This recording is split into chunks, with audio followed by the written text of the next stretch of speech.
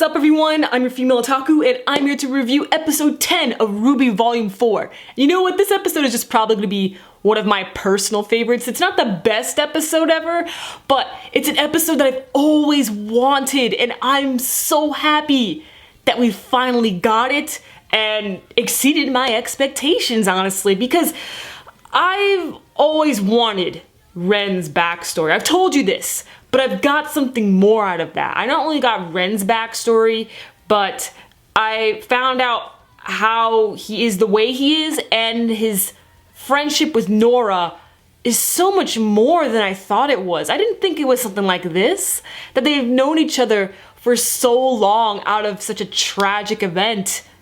It made their friendship seem a whole lot stronger. I really enjoyed this episode, man. But before I start talking about the meat of this episode, let me talk about the beginning. We start off the episode with Oscar running away and he's going over to the city. And while he was buying a ticket, we see this man come over and Ozpin is just like, watch your surroundings, like you gotta be careful, stay on guard. And then the man helps Oscar get his ticket out. And then Ozpin tells Oscar that that man is from his past and he's not to be taken lightly. Moving on over with Jean and RWBY, they're not finding anything over at Kuroyuki, as I expected, and Crow is kind of just laying there, dying. We really gotta do something about this, guys. But obviously the highlight of this episode is with Ren's backstory. We find out that Ren used to be afraid.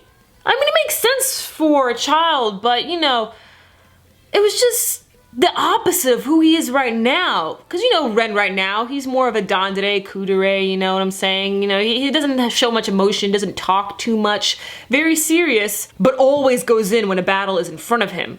You know, so to find out that he used to run away when there was a problem at hand really shocked me.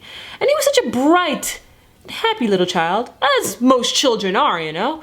It was just so shocking to me, like, huh, this is little Ren.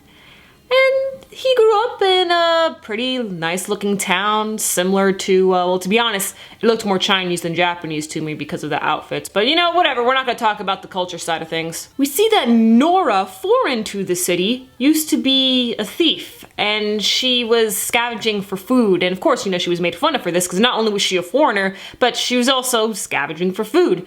And Ren saw this and wasn't gonna help her, but was gonna run away. But then his dad showed up and his dad was telling him, like, you gonna run away? Like, you gotta step up. You gotta fight. You gotta be brave. And then later on, Grimm attack the city of Kuroyuki. And his mother dies, his father is injured, and even though his father seems to be a skilled archer, bow and arrows aren't exactly going to kill Grimm. This is why we have hunters with their incredible weapons and skills. You know, no ordinary gunsman or swordsman can defeat a Grimm, as we know. So most likely Ren's father is dead, but before that happened, Ren's father took him out of the house and gave him a weapon and told him to fight, not to be afraid. But of course, you know, Ren was still afraid. But some interesting situation happened here. Ren goes and hides, and I think we saw Ren's semblance form? Maybe? I'm not positive, because now that I think about it, we never really got to see Ren's semblance. I made sure just to look up just in case if I forgot a time he might have used it. So I went on, you know, the official wiki page, and no, his semblance was never shown. So we see him crying. Color palette suddenly changed. He became dull, like his color, you know, became dull, and then went back to normal and he was fine again. And went over to help Nora, hugs her. It seems that once their color palette changed to more dull-like colors, more brownish gray, they were hidden from the Grimm. It seems like it. I don't know, I'm trying to pinpoint what exactly happened. I'm going to assume that this is a little bit, a hint of what Ren's semblance is. Camouflage, perhaps?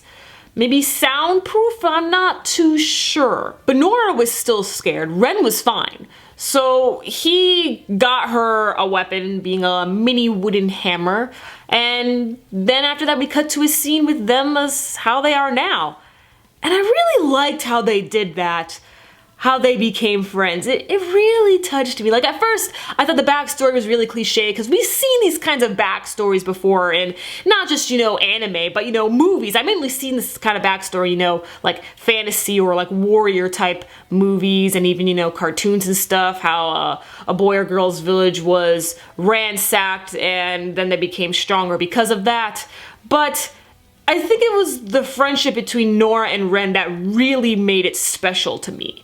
How Ren became a leader and protected Nora, and now they're so close, and that made the episode for me. It was the bond between Nora and Ren. So Nora and Ren are on the mountain, and they see that the warriors of Xi'an are dead, and that the Grimm are still nearby, and there is a lot of them. Oh boy, the screams at the end of the episode. Woo! They're in deep shit now, bro. Oh man. Oh, well, hopefully Ren and Nora can get out of this. Will they run away or will they fight? If they do fight, not too sure how they're gonna win, because there's a lot of Grimm in the area, and because, you know, they destroyed that entire army. But, you know, we'll see how it goes, and we still have Crow, you know, dying, and Oscar's making his way to the city. Really great episode. Let me know your thoughts on it, and catch later as I review March Comes In Like a Lion and Demi-chan. I'm your female otaku, sayonara.